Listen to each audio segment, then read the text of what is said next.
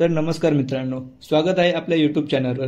तर आपण आज पाहणार आहोत बीएमसी सहाय्यक कार्यकारी लिपिक या पदासाठी 3 डिसेंबर रोजी झालेल्या मॉर्निंग शिफ्टचा पेपर ॲनालिसिस। तर आपण पाहूयात मराठीमध्ये काय विचारलेलं माहिती आहे। प्रयोगमध्ये ना भावे कर्म संकर प्रयोग हा याच्यावर 1 ते 2 प्रश्न होते। त्याच्यानंतर समासवर द्वंद्व आणि तत्पुरुष समास यांच्यावर 2 प्रश्न आलेले होते। ते प्रश्न खूप सोपे होते। त्यानंतर शुद्ध वाक्य ओळखा याच्यावर 2 ते 3 प्रश्न होते। त्यात समानार्थीमध्ये 1 प्रश्न आलेला होता आणि ते समानार्थी होतं केसरी। त्याच्यानंतर उतार्यावर 4 ते 5 प्रश्न होते। आता आपण पाहूया इंग्लिशमध्ये सिनॉनिझम अँड अँटोनिझम।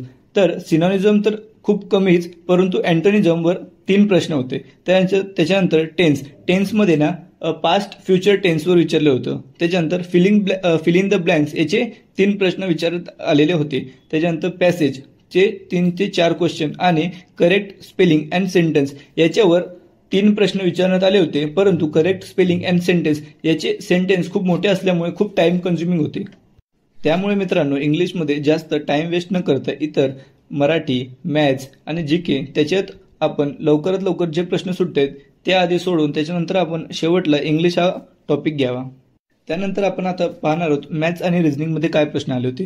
तर मॅथ्स आणि रिझनिंग हे खूप सोपं होतं आणि त्याच्यामध्ये ना मॅथ्स हे खूप 1 ते 2 प्रश्न होते आणि बाकीचे 25 पैकी 23 एक प्रश्न आहेत ते रिझनिंगमध्ये होते आणि ते खूप सोपे आणि लगेच सुटणारे होते। त्याच्यामध्ये आपण पाहूया की बैठक व्यवस्थेवर 2 प्रश्न होते।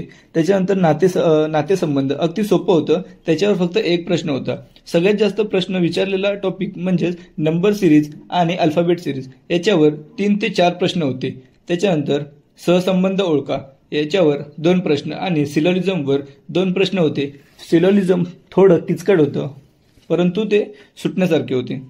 तर आपण आता पाहणार आहोत सामान्य ज्ञानमध्ये ना लेटेस्ट करंट अफेअर विचारलेले होते, जे आपण कुठं वाचलेली नाही असे करंट अफेअर विचारण्यात आले होते। त्याच्यामुळं याच्यात खूप म्हणजे पोरांना डिफिकल्टी जात होती। त्याच्यानंतर करंट अफेअरमध्ये विचारण्यात आले होतं ते म्हणजे ग्लोबल हंगर इंडेक्स, आपला भारताचा रँक किती आहे आणि मेन म्हणजे तर ग्लोबल हंगर इंडेक्स हा 1 डिसेंबर रोजी एमपीएससी पेपरमध्ये पण आलेलं होतं। त्याच्यामुळे त्या पोरांना त्याचा फायदा झाला।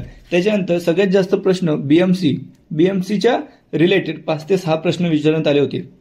त्यामध्ये बीएमसी मध्ये कोणते विभाग समाविष्ट आहेत, बीएमसी मध्ये किती क्षेत्र आहे, बीएमसी मध्ये किती पार्किंग झोन आहेत, असे वेगवेगळे प्रश्न विचारण्यात आले होते। हिस्ट्रीमध्ये लोकहितवादी हे कोणाचे टोपण नाव आहे हा खूप सोपा प्रश्न त्यांनी सामान्य ज्ञानमध्ये विचारला होता। आणि नारी शक्ती विधेयक प्रथम कोणत्या सभागृहात मांडण्यात आले होते हा एक देखील त्यांनी प्रश्न विचारण्यात आलेला होता। तर मित्रांनो, येत्या 12 तारखेपर्यंत ज्यांचेही बीएमसी लिपिक या पदासाठीचे पेपर असतील त्यांनी मी सांगितलेले टॉपिक हे परफेक्ट करून जाईल। मराठी आणि मॅथ्स रिजनिंगचे प्रश्न हे खूप सोपे होते आणि ते लगेच सुटण्यासारखे होते, परंतु इंग्लिश आणि सामान्य ज्ञान हा आपला मेरिट ठरवणार आहे। त्याच्यामुळं मित्रांनो, मराठी आणि मॅथ्स रिजनिंगमध्ये कोणतेही प्रश्न तुम्ही चुकवू नका, ते लवकरात लवकर सोडवण्याचा प्रयत्न करा आणि ते नीट प्रश्न वाचून करा। त्याच्यानंतर इंग्लिश हा विषय असा आहे की खूप पोरांना तो अवघड जात आहे। इंग्लिश हा विषय थोडा मॉडरेट आहे, परंतु सामान्य ज्ञान याच्यामध्ये लेटेस्ट करंट अफेअर खूप विचारलेलं आहे आणि बीएमसी वरती 4 ते 5 प्रश्न